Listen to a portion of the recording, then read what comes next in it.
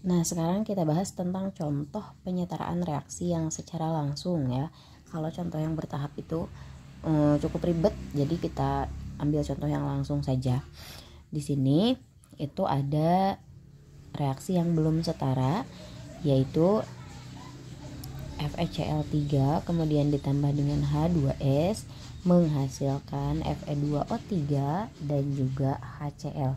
Nah, ini reaktan, ini produk ya. Jadi sebelum panah itu reaktan, setelah panah itu produk.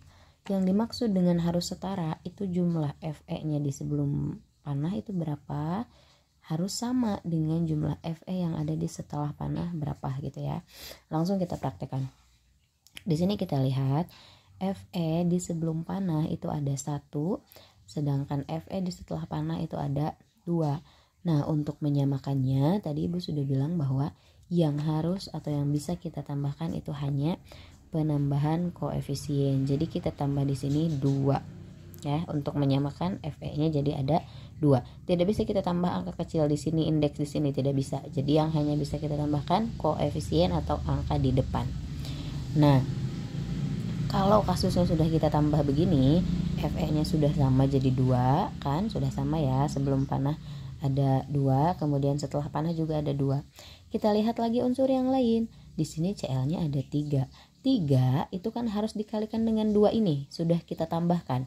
3 dikalikan dengan 2 berarti jadi berapa? Jadi 6.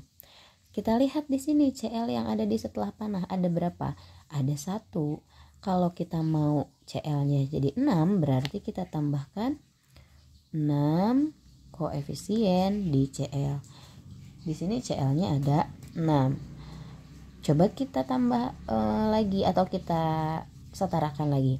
H itu di setelah panah ada 6. Di sebelum panah coba kita lihat ada 2. Bagaimana caranya supaya H ini ikut jadi 6? Kita tambahkan 3 koefisien, 3 dikali 2 kan jadi 6. Nah, sekarang kita coba bandingkan lagi. Fe sebelum panah ada 2, setelah panah ada 2. Cl sebelum panah ada 6. 6 dari mana? 2 dikali 3. Kemudian di setelah panah juga sama ada 6 ya, 1 dikali 6.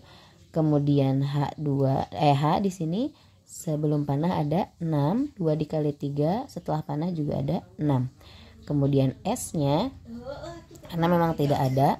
Kemudian yang lain di sini Cl-nya sudah sama.